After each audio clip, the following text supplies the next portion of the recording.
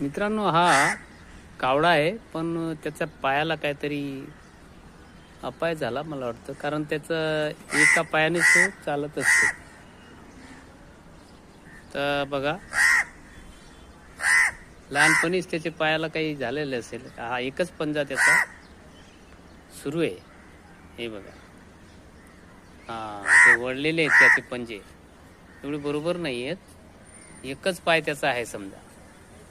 तर काय इलाज नाही त्याला. काय रे बाळा, एकच पाय आहे तुला, पण तरी त्याचा तो सपोर्ट घेतो,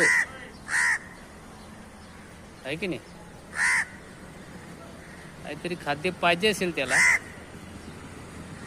हा, काय करतो, काय करतो तू?